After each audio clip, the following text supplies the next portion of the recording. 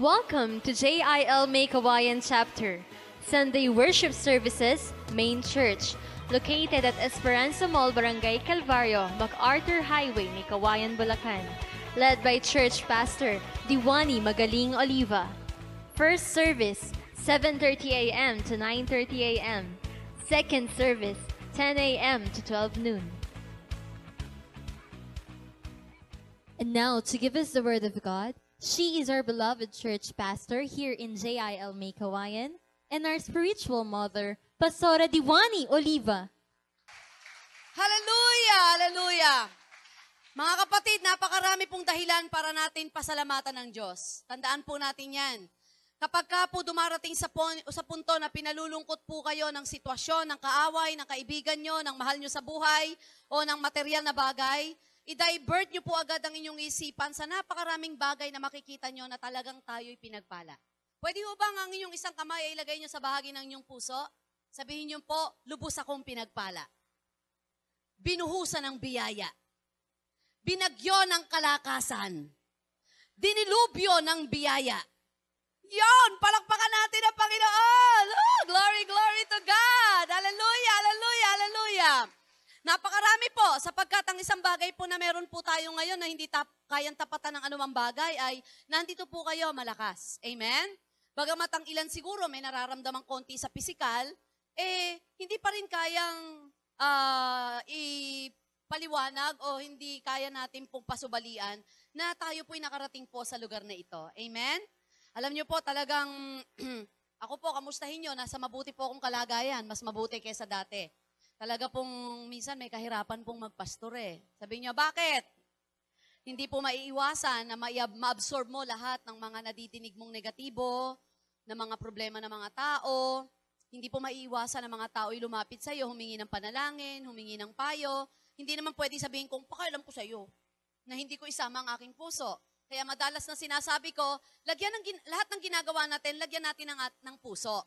Amen. Sa bahay po namin, kapag inutusan ko po yung mga anak ko na magwalis, lagyan ng puso, Pag sinabing lagyan ng puso, pinagbubuti. Kapag puso po pinag-uusapan, talaga pong nakalagay po dito yung ating emosyon. Ano po? Naalala ko po yung kwento, kukwento ko uli sa inyo, 3 beses ko nang kinukwento Nadinig ko lang to. Sa simbahan po, meron pong isang matandang nanalo po ng 2 milyon. Ngayon, hindi pa alam nung matanda na nanalo po siya ng 2 milyon. Ang problema po ng kongregasyon, paano sasabihin? Kasi matanda na nga po, baka atakihin sa puso. Kaya kinausap nila si pastor. Sabi niya, pastor, baka pwedeng kayo na magsabi doon kay lolo na nanalo siya ng 2 milyon. Sabi po ng pastor, sige, sasabihin ko. Kinausap po yung lolo. Sabi niya, lolo, halimbawang manalo ka ng 10,000, ano gagawin mo? Opa, ito yung kalahati, bibigay ko sa church. Ganun po. Halimbawa po, kung manalo po kayo ng 100,000, sabi yung kalahati, bibigay ko pa rin sa church. Lolo, kung halimbawa, kung 200,000, yung kalahati, pag-uusapan pa ba yan? Ibibigay ko pa rin sa church. Lolo, huli na to. Halimbawa, manalo kayo ng 2 milyon, ano gagawin nyo? Sus! Yung kalahati, ibibigay ko sa iyo, pastor. Inatake po sa puso si pastor at namatay. Mga kapatid, kailangan handa po tayo sa mga surpresang gagawin ng Diyos sa buhay po natin. God is a God full of surprises. Alam niyo ba na nanonurpresa rin si Lord? Pag sinabing surpresa, hindi inaasahang biyaya. Kaya nga surprise Nasurpresa si Abraham at si Sarah nang isang umaga ay naglihi at siya'y buntis. Surpresa, di po ba?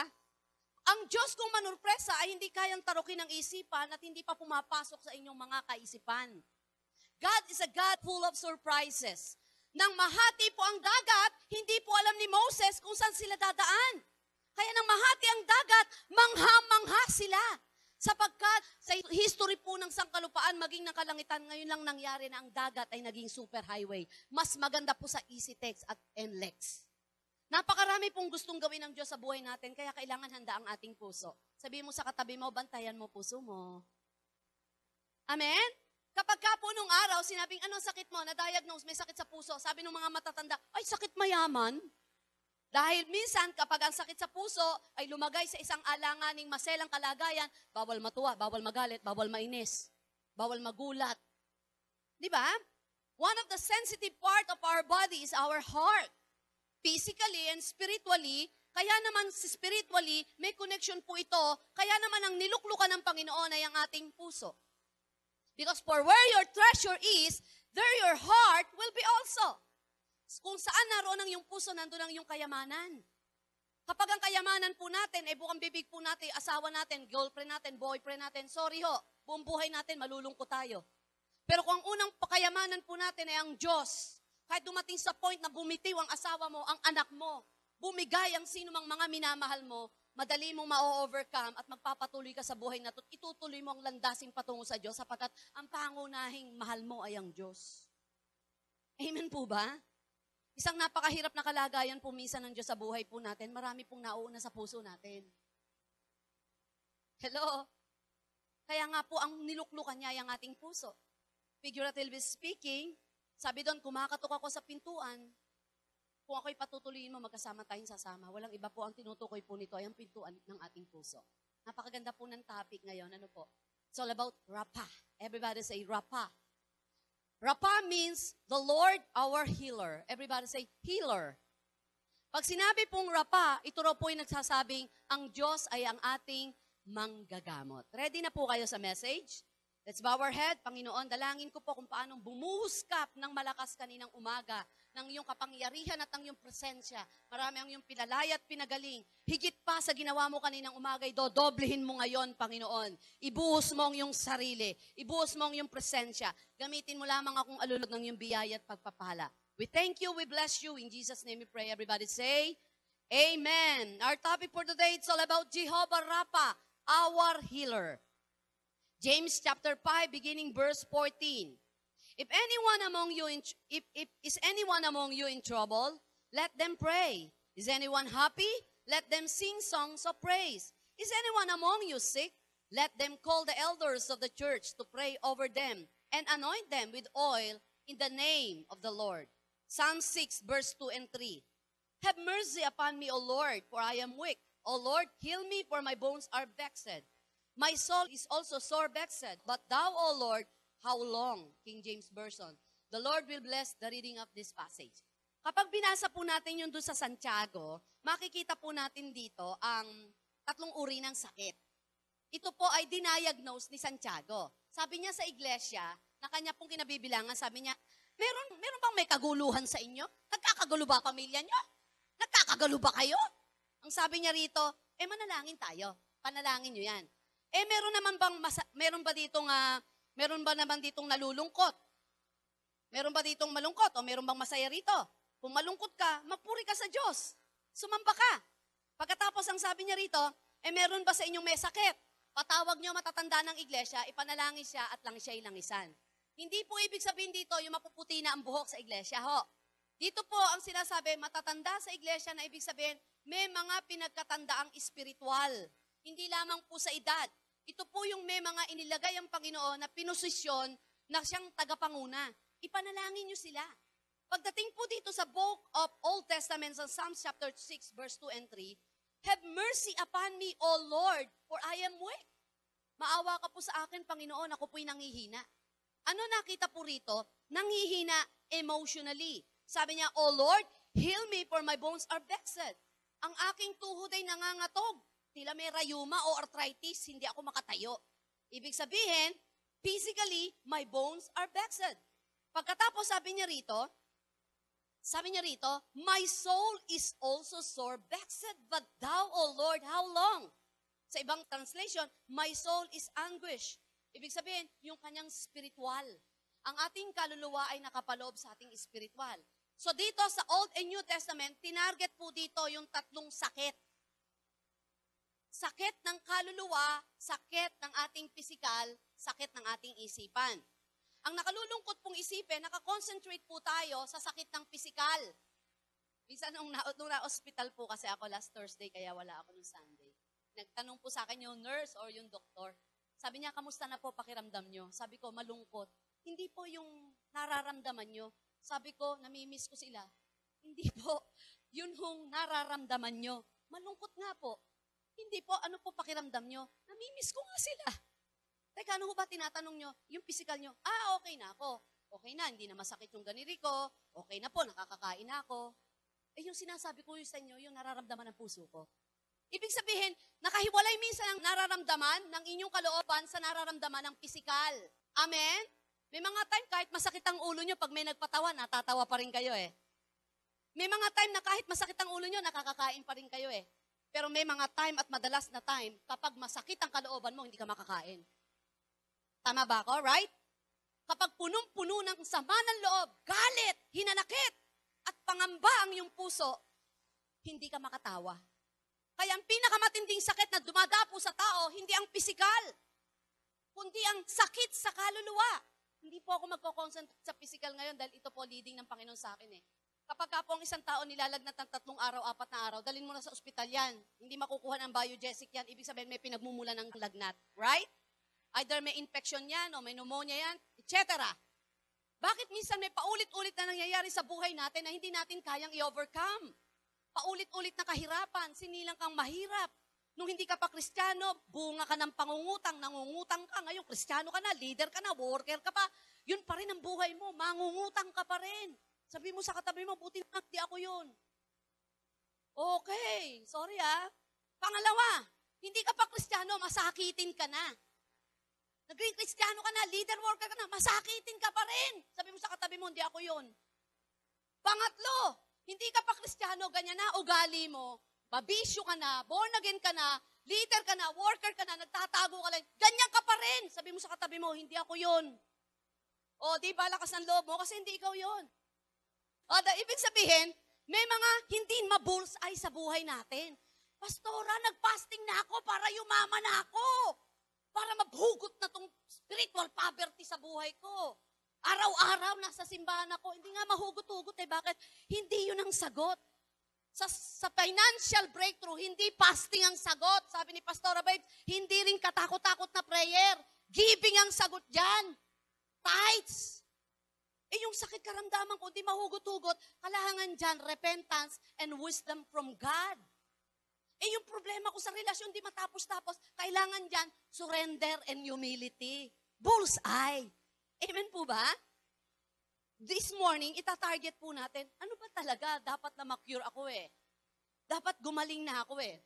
Dito si Haring David, nakita po natin, sa kabila ng kanyang karunungan, kalakasan, kapangyarihan, nagkasakit siya emotionally.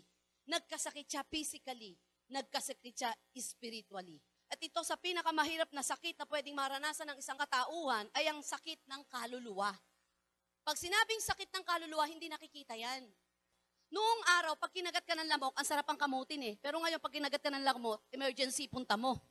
Noong araw, pag kinagat ka ng daga, okay lang. Pero ngayon, pag kinagat ka ng daga, nako, emergency din ang punta mo. Sobra na po yung poison. Napansin nyo? Pati mga kinakain mo, ngayon ho, na-discover, meron pong bigas na galing po sa China, na ang tawag po ay miracle rice. Na yung miracle rice na yun, 3 linggo na hindi pa po napapanis, na kapag sinunog mo parang styrofoam, napapatay unti-unti sa katawan natin. Sobra ng virus ang nangyayari sa paligid natin. And literally, reality, meron po tong connection sa spiritual. Hindi mo alam na ang nakakatabi mo, wala nga dalang virus physically, may lang spiritual virus. Tingnan mo yung katabi mo, baka may spiritual virus yan. Naniniwala po ba kayo sa sinasabing manifestation? Manifestation? Na kung sino yung madalas mong kasama, whether you like it or not, the way he walked, the way he talked, the way he gave joke, minsan nakukuha mo. Ganon din sa spiritual virus.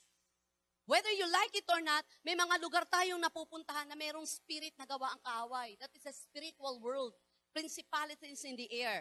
Kaya minsan may napupuntahan kang lugar na umiinit ang ulo mo. May lugar na kung saan parang sumasama pakiramdam mo. Bakit? Merong spirit na nanahan doon. Na yon ang makakahawa ng iyong kaluluwa. Pastor, hindi ko mapipili lugar eh. So, kailangan nating balot tayo ng banal na dugo ni Jesus at tayo covered ng kanyang presence. Amen po ba? Kaya yung iba, eto nagiging problema, ako naniniwala, ngayong umaga, kagaya ng sinabi ko kaninang first service, walang ni isa man dito na magsasabing wala siyang sakit. Pasensya na ha, binibigyan ko kayo ng sakit. Lahat tayo may sakit. Hindi man ang physical, pero spiritual. Lahat tayo nangangailangan ng healing. Saan? Hindi man ang physical, pero sa soul. meron po sinasabing inner healing. Actually, ang topic ko ngayon, mala EGR po tayo. Marami pong mga Kristiyano at di Kristiyano ang hindi makausad at umasensong pananampalataya dahil po may sakit ang kaluluwa na hindi nadadiagnose ng tama. Na kahit anong ganda ng preaching, kahit anong ganda ng seminar, kahit anong pag-aayuno, hindi pa rin nadadiagnose. Unless malaman mo na iyon ang sakit mo. Ang isang dapat po na pasyente, kaya minsan pinapaalam ang sakit, hindi ho dapat yung ganito eh. May cancer na, ayaw mo pang paalam? Di ako naniniwala dun eh. Huy, wag niyong may paalam na may cancer siya. Paalam mo, in a very careful, in a very good way. Hindi nalalaman ng tao, whether he like it or she like it or not, kung may cancer siya at mamamatay siya o hindi, ang mahalaga, malaman niya. Makapaghanda ang kanyang pisikal, ang isip at ang puso. Hindi yung hindi niya alam bukas, mamamatay na siya. Nandyan po ba kayo? So, kailangan, nandoon yung isang preparasyon para malaman mo, saan ba ako may mali? Ano ba sugat ko? Ano ba sakit ko? Ano ba kulang ko? Ano nangyayari sa kaloob-looban ko? Kailangan nun ng inner healing o soul healing. Everybody say soul healing.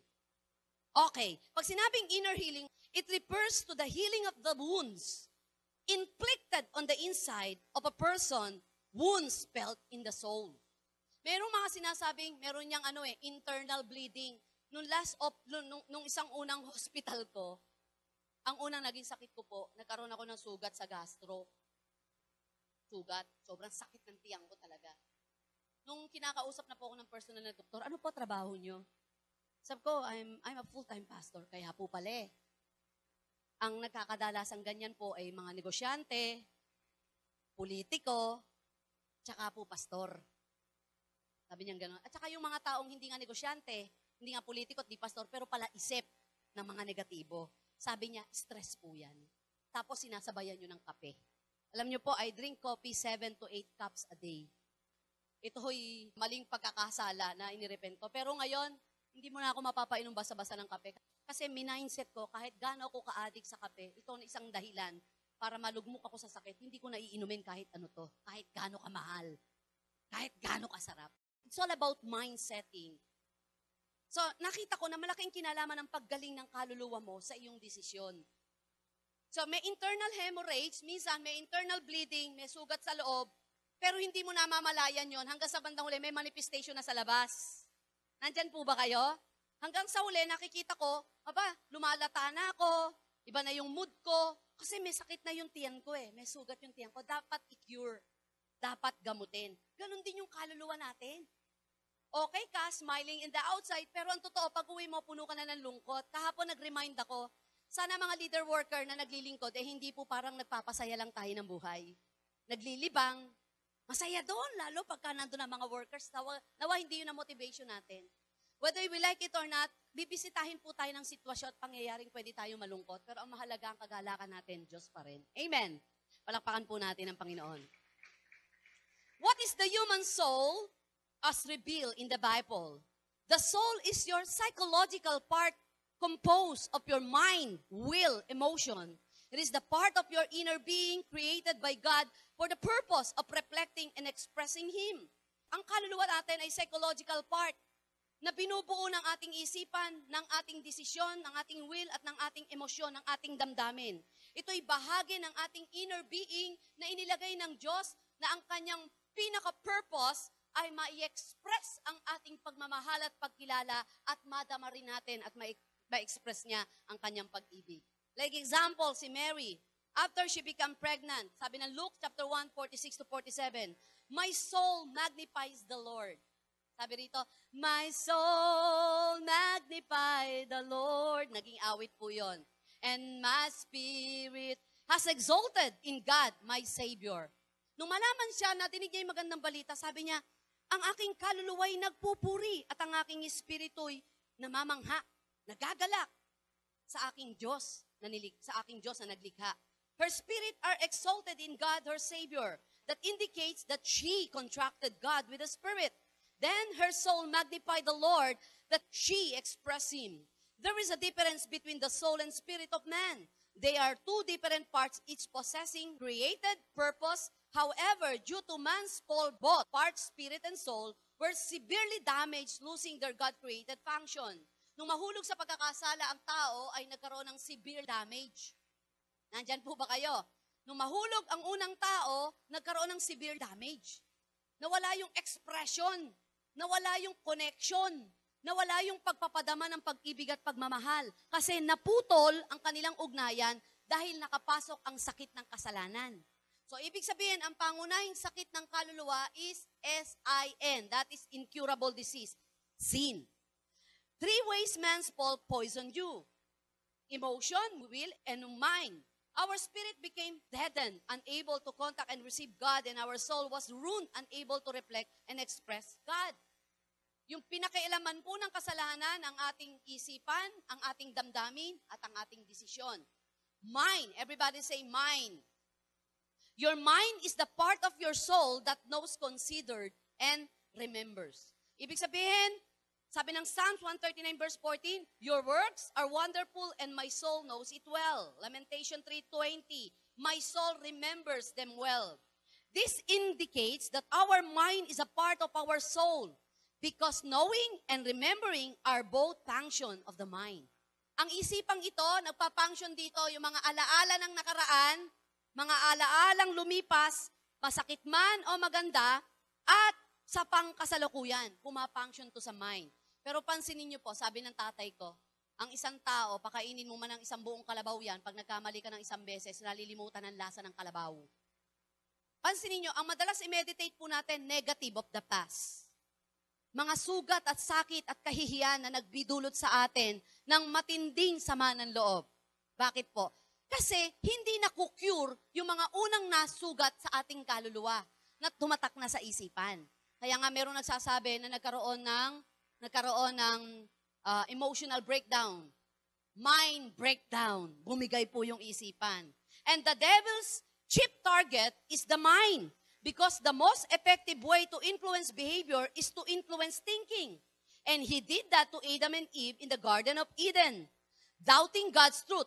To Jesus in the temptation in the wilderness, twisting God's truth.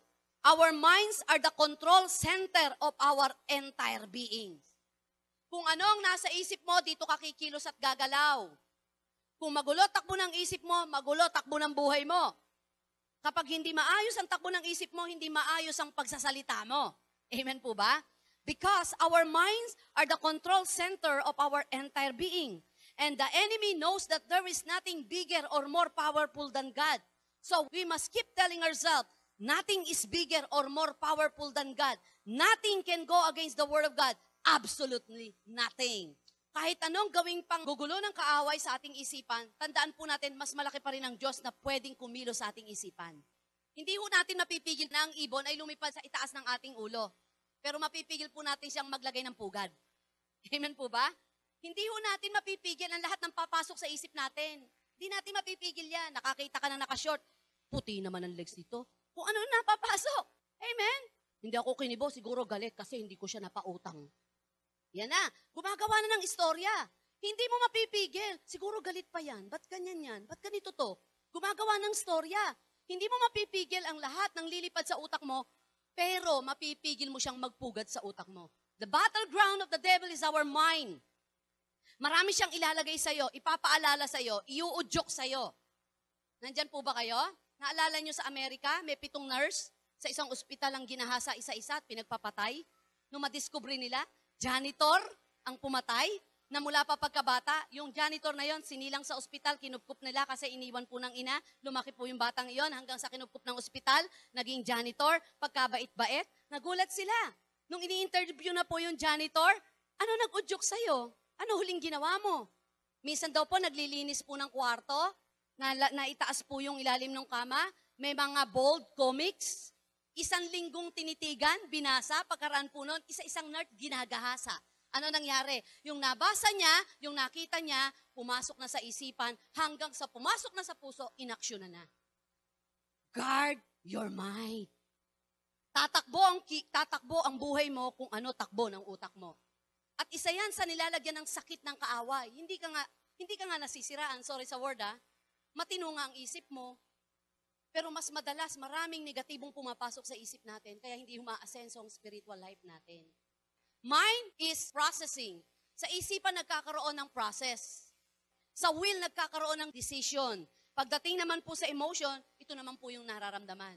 Ang isipan ang nagpoproseso, ang will ang nagdidesisyon, ang emotion ang nakakaramdam. Kaya magkakakonect po sila. So napakahalaga po na yung isipan po natin, pinapag-guard natin sa Panginoon. Gusto po ng Diyos ngayong umaga, gumaling po yung ating kaluluwa. Will. Your will is the part of your soul that makes decision, chooses, refuses, and seeks. Job chapter 7 verse 15, so that you may soul would choose. Hope chapter 6 verse 7, my soul refuses. Since choosing and refusing are function of our will, it's clear that our will is also part of our soul. God gave us a free will so that we could choose Him and the divine will and refuse Satan and the satanic will. This is why the Bible can end by saying, Revelation 22 verse 7, let him who wills take the water of life freely. Sa huling panahon ng buhay natin, ang unang ipagsusulit po natin ay ang ating kalayaan. Hindi po tinanggal ng Diyos sa iyo yan. Sabi mo sa katabi mo, hindi ka tinanggalan ng kalayaan. Lahat po tayo binigyan ng kalayaan. Kaya yung pagtanggap nyo kay Kristo, wala pong nakatutok na masinggan sa inyo o wala pong nakatutok na patalim nang tinanggap nyo si Kristo. Kusang loob, yan po ay decision mo. Everybody say free will. Alam niyo, meron po ako naging kaibigan. Siya po yung lagi kong kasama dati sa JIL Prayer Garden. Ang pangalan niya po, Cecil. Ako po ang naging mentor niya at naging spiritual mother niya. Tumatanda na po siya, wala siyang asawa. May tsura naman po, mataas, sexy, etc. Tapos sabi ko sa kanya, Cecil, hindi ka ba mag-aasawa? Sabi niya, wala nga makita eh. Sabi ko, wala ba nanliligaw? Gusto nanliligaw meron. Kaya lang, hindi ko sila gusto. At wala sa kanila ang gusto ko. Pero alam mo, Pastora, kapag iisipin ko hanggang ngayon, wala pa akong asawa, at hindi ko makita yung gusto ko, madedepress ako. Eto ho, nadinig ko sa kanya. Kaya ang prayer ko, Panginoon, pati ang kalayaang binigay mo sa akin ay kunin mo na. Huwag lang ako magkasala sa iyo. Sa kanya ko rin nadinig yung prayer na ganito, Panginoon, ang bawat hibla ng aking buhok, ang bawat ugat ng aking katawan, kahit isang patak ng aking dugo ay sakupin mo at magmamahal sa iyo. Ganun siya ka-extreme mag-pray. Kaya alam nyo, namatay siya, akala ko nung kapatid, nanonood lang po sa terrace. Nasa terrace po siya. Namatay po siyang nanonood ng mga punong kahoy, na lumilipad-lipad ang mga ibon at mga naglalarong bata doon po sa annex. Doon siya namatay. Kasi in-enjoy niya, maging ang huling buhay niya na mamamatay siya, na pati yung free will, wag mawala. Nandyan po ba kayo? Mga kapatid, ang isang bagay po na minsan ay mahirap po sa kalagayan ng Diyos, sa tingin ko, yung kalayaang ibinibigay po sa atin. Naaabuso po natin ang kalayaan. At sa abusong yan, dyan tayo nagkakasakit spiritually. Sensya na po. Sa kalayaang yan, nandyan yung will. Amen po ba? To decide. And number 3, it's all about emotion. Your emotion is the part of your soul that expresses love, hatred, joy, grief, and desire. Sa 1 Samuel chapter 30, verse 6, the soul of all the people was bitter. Song of Song, chapter 1, verse 7, whom my soul loved. So since bitterness and love are both emotion, this proves that emotion are part of the soul. God gave us emotion so that we can love Him and rejoice in Him and hate sin, Satan, and all the issues from satanic source. Kaya madalim po sa atin, physically okay, but spiritually hindi siya okay. Bakit? Kasi may mga hindi na-cure sa kanyang kaluluwa. Malaki ang kinalaman, kaya nga po si Jabez, nagtataka siya kahit anong sipag niya, kahit anong pagpapakabait niya, parang minamalas siya. Bakit? Nung tinrace niya, pinagilihi pala siya sa sama ng loob. Nung pinagbubuntis siya, laging masama loob ng nanay niya. At hirap na hirap sila sa buhay. Nagkaroon ng connection yon at manifestation sa bata. Hanggang sa lumalaki, taglay niya yung spirit. Nandyan po ba kayo? Kaya nung malaman niya, puputulin ko tong sakit na nahawa ko sa kanununuan ko. Ano ginawa niya? Lumuhod. Lord, bless me indeed. Enlarge my territory. Let your hand be upon me. Kinure niya yung sarili niya through the help of God. Nandyan po ba kayo? Ako, kumadrona, malaki pong kinalaman ng emosyon ng buntis kapag siya po ay nagbubuntis. Kaya ang sabi po ng mga OB-GYN, mga kumadrona, buntis yung asawa niyo, huwag niyong pasasamain ng loob. Sobrang weak ng emotion ng mga buntis. Hindi kayang ipaliwanag ang nararamdaman. Kasi kung ano man ang maramdaman niya, nagkakaroon ng connection at manifestation kasi nabubuo sa sinapupunan niya ang will, emotion, and mind. Kasama na po ang dugo, laman, puso, na kung saan nakapaloob na sa loob ng tiyan ng ina. So merong manifestation. So tayo, may mga pangyayari po sa buhay po natin, hindi po natin alam kung saan galing. Nasalinan ka lang ng sama ng loob, ng galit, pero ang totoo niyan, sinalin lang sa'yo, nagkaroon ka ng sakit. That is soul wounds. Everybody say, soul wounds. Na yun ang nagiging problema. Ako, may kwento po ako tungkol kay Hachi. Ready ho kayo sa kwento? Hachi. Yan si Hachi. Cute ba si Hachi? Si Hachi po ay pag-aari po ng mag-asawa. Pero ang kwento po ni Hachi ay ito. Meron pong mag-asawa na hindi magkaanak. Hindi po sila magkaanak. Ilang doktor na pinuntahan, ilang mga formula na yung ginamit, hindi talaga magkaanak. Tumagal ang panahon, hindi po talaga nagkakaanak. Hanggang sa meron sang kaibigan na may nagbigay ng tuta, at ito po si Hachi. Binigay po si Hachi dito sa mag-asawa. Dahil po walang anak, naibuhos po nila yung kanilang emosyon kay Hachi. Tinuring na anak, tinuring na kasambahay, tinuring na tao. At itong si Hachi, nabuhay na parang tao. Kasabay nilang kumain, may sariling kwarto. At ang maganda kay Hachi, sabi nga nila, sa lahat ng hayop sa sangkalupaan, ang pinakamagandang kaibigan ay aso. Ang maganda po kay Hachi, wala pong gabi na bago siya matulog, hindi niya po nililigid yung paligid. Sinisecure niya yung kanyang amo. Kapag may nadinig siyang ingay, gising agad si Hachi. Sinisecure niya yung kanyang amo. Hanggang sa napamahal ng gusto ang mag-asawang ito kay Hachi. At si Hachi ay para ng tao. Pero pagkalipas po ng 7 taon, nagkaanak po yung mag-asawa na hindi nila inaakala. Hanggang sa kanilang pag-aanak, nawala po yung damdamin nila kay Hachi, nalipat po doon po sa bata na kanila pong bagong anak. Nabuhos ang emosyon, nabuhos ang atensyon, hanggang sa dumating sa punto na nagseselos na po si Hachi. Dahil wala na po yung atensyon ng mga mag-asawang ito kay Hachi.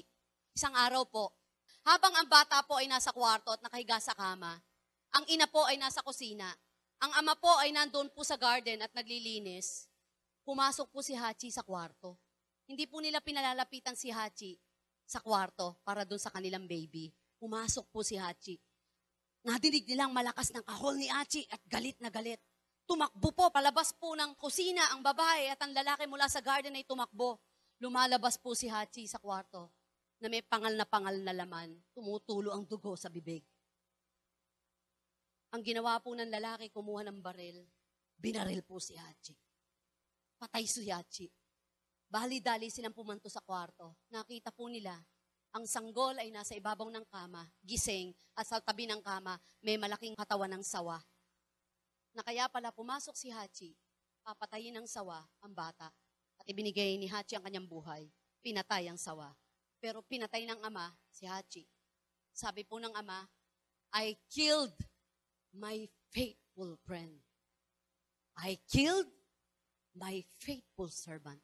Ilan po sa atin ang biktima na pinatay po kayo sa maling akala? Ilan po sa atin ang biktima ng maling panukala? Hindi ka pinatay ng pisikal, pero pinatay ang iyong emosyon. Ang tao'y madaling maging mapaghusga. Ilan sa atin ang biktima ng masasakit na salita, na maling panukala, ng maling akala? At ang makakalungkot pa nito, sabi nga po ng isang psychologist, pag gusto mong magmahal, maging handa kang masaktan. Isang bagay na kung saan ay pinakaiingatan ng Diyos sa atin ay ang ating kaluluwa na siyang sinusugatan ng kaaway. Alam niyo po, ang pinakamasaya daw tao na nabubuhay sa mundo ay yung marunong tumingin sa mga positibong pangyayari. At ang maligayang tao na nabubuhay sa mundo ay kayang umunawa, maging ang hirap unawain. Sapagkat ang tao'y marupok, sadyang nakalilimot, at madaling makasakit at manakit. Kaya ang isang bagay po na gustong gumaling ng Diyos sa atin, kaluluwa. Sekondary na lang ang pinansyal. Come on! Ang OOA na maraming Kristiyano, pera lang, halos magwala sa buhay. Sorry parang hindi bagay sa akin magsalita dahil wala akong milyong-milyon sa bulsa ko. But sabi po ng isang mahusay na nag-aaral sa daigdig, ang universal problem, pera. Kaya sabi mo sa katabi mo, huwag kang OA. Grabe, pera lang ang problema. Kung makaasta ka, kala mo katapusan na ng buhay mo. Palit kayo ng kapitbahay mo, milyon pera pero may taning. Hindi mo pa rin pagpapalit ang buhay mo.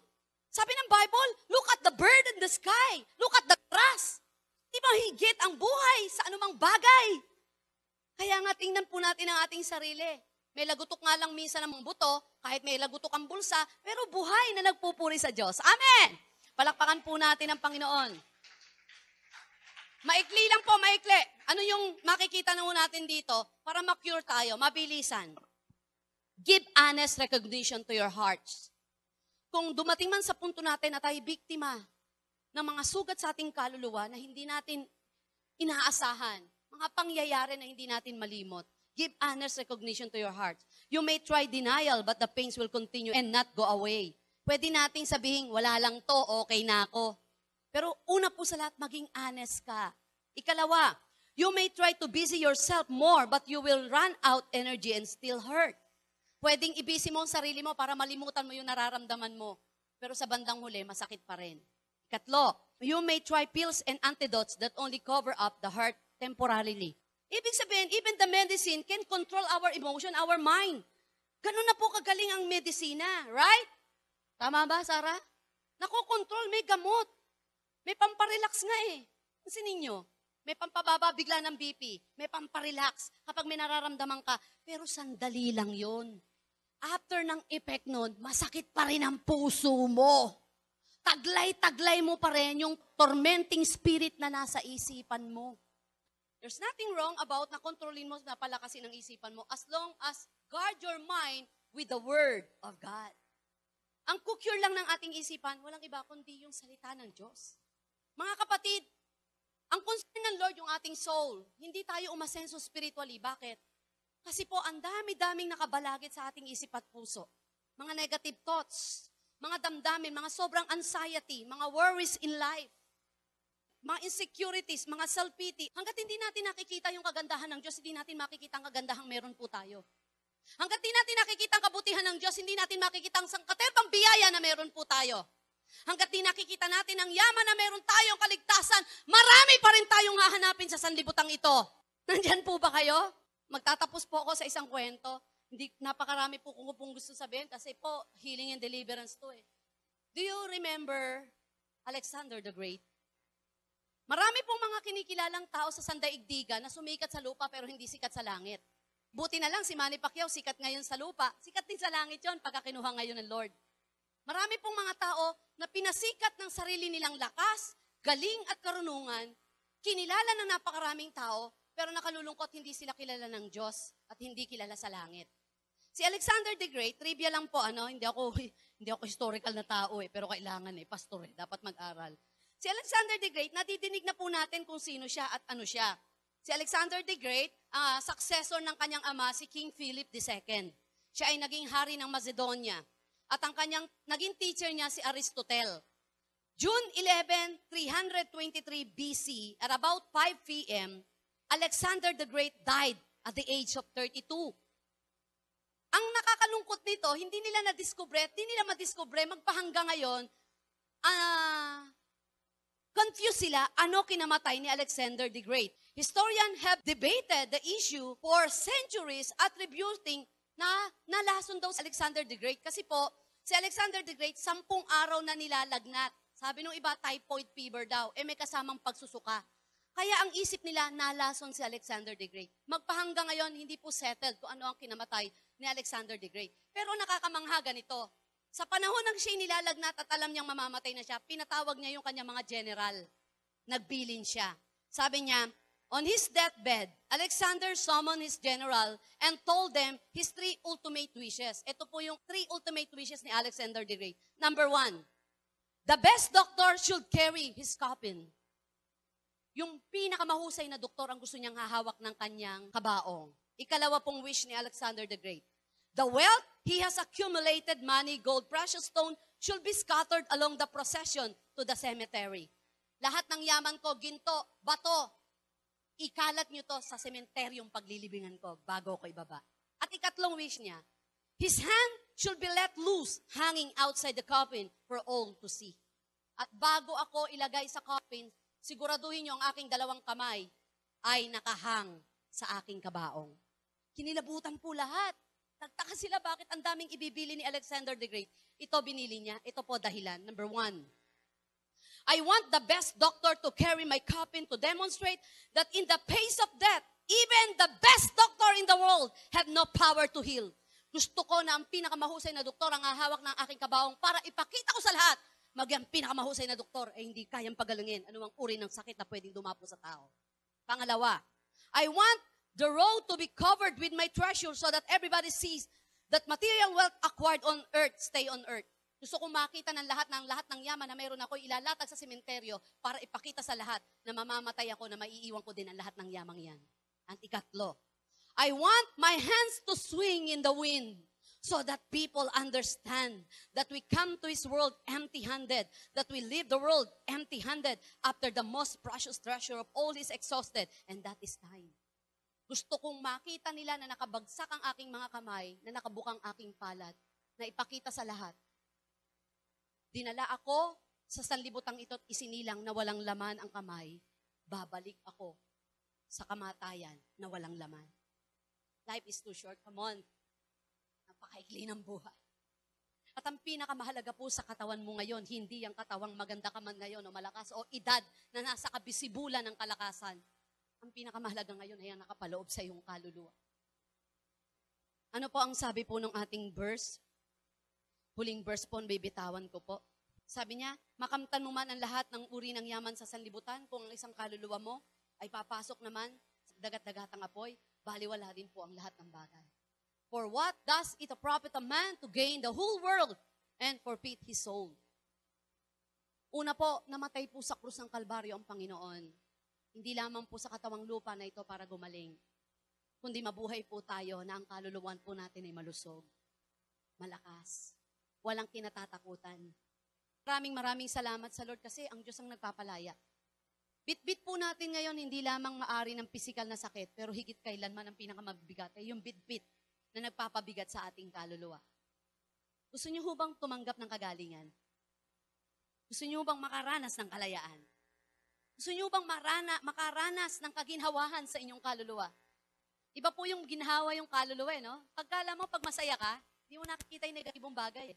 Ako ho nung manganak, grabe, ang hirap. Sino rito nanganak na? Hindi, taas lang kamay. Ang sakit kaya. Kahit cesarean pa yan, kahit normal pa yan. Pero ano nakakapagpa-relieve? Uso, ang ginagawa ng doktor, may dugo pa ang bata, nilalagay na sa tiyan ng ina. Kahit na walang malayang kakalabitin, makikita. Relieve ang sakit na dinanas mo. Sumaya kaluluwa mo. Kapag ka po ang kaluluwa natin, okay, kahit wala kang pera, kahit may problema sa paligid mo, kahit ang gulo-gulo ng bahay, masaya ka pa rin kasi yung kaluluwa mo magaling, malusog. Pero kapag ang kaluluwa mo puno ng lungkot, konting problema lang, bumibigay ka na. Gusto mo na makagsuntukan, gusto mo na makapagtulakan, gusto mo na kaaway. Kasi bakit may problema yung kaluluwa eh? Ako hindi po ako nagpaparinig ngayon kasi ako unang ginamot eh. Sanabi ko na po, ang hirap magbitbit. Ang hirap magbitbit. Pero walang ibang nakagaling sa puso ko kundi ang salita ng Diyos. Come on! Hindi ako magko-concentrate sa physical nyo kasi all-in-one si Lord eh. Ang problema mo ngayon, matama yung isip natin, matama puso natin. Pag natama ang isip at puso, tama biyaya natin. Hindi ka na-apektado.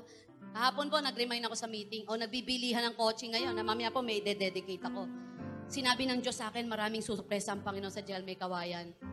Baka naman kung mo nagpipilihan sila, pipilitin mong bumili. Kaya kahit magkautang-utang ka, bibili ka. Bakit? Para sumabay sa moving.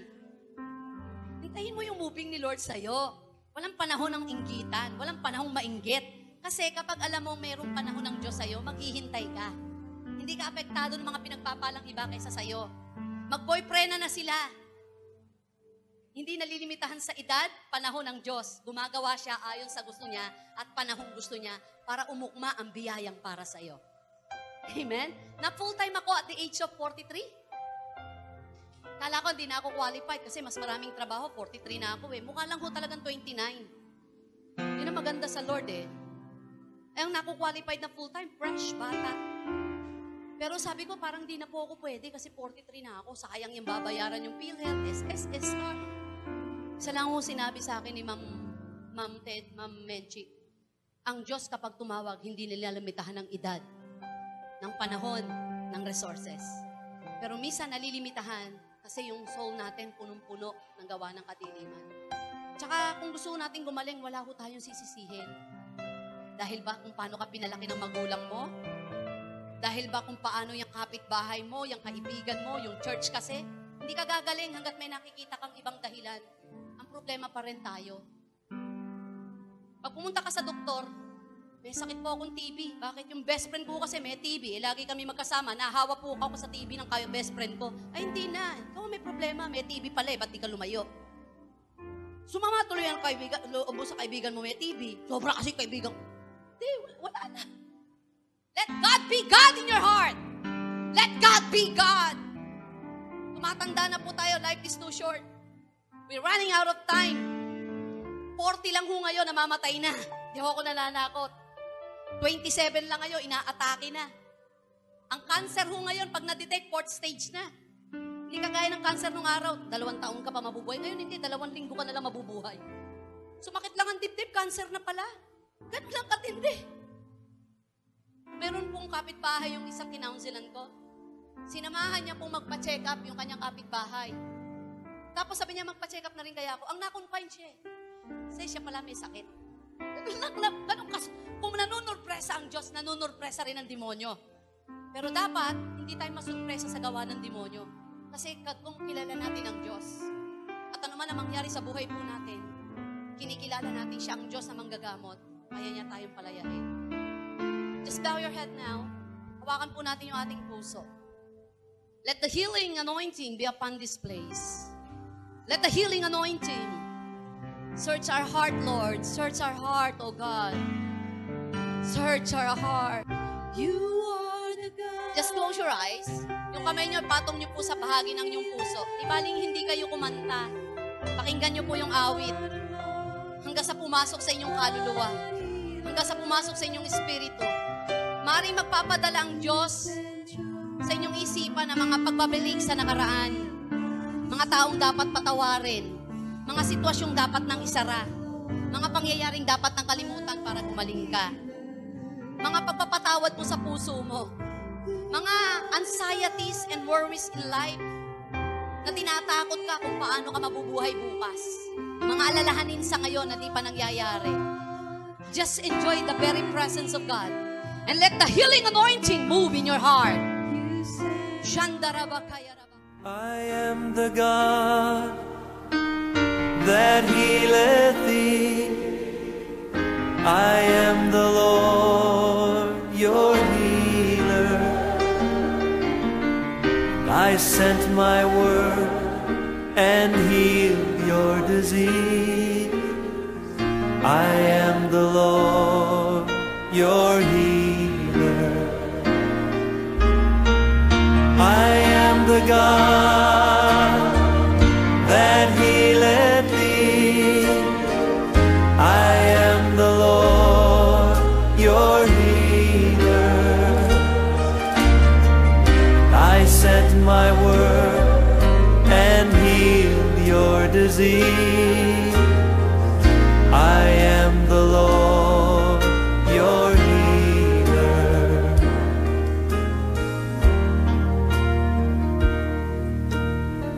God's name is more powerful than any disease you can name tonight. You might have received a horrible report from the doctors and told you your disease is incurable. But you know what? There's hope tonight. There is hope because God's promised that He would heal us. I want you to put His word on your lips tonight. Sing His word back to Him. And see if His name isn't more powerful than cancer, than heart disease, or any disease that you can name tonight. Oh yes, He's your healer. Let's sing it to Him. You are the God that healeth me. You are the God that healeth me. You are the Lord, my healer. You sent your word and you healed my disease. You are the Lord, my healer. You are the God. You are the God that healeth me.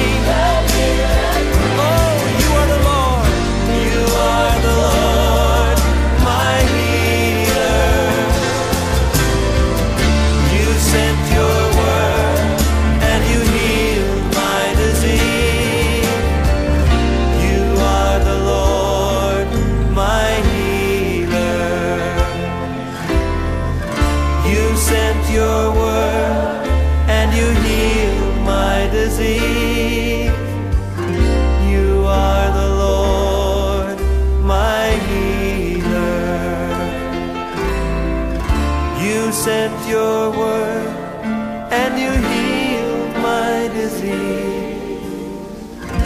You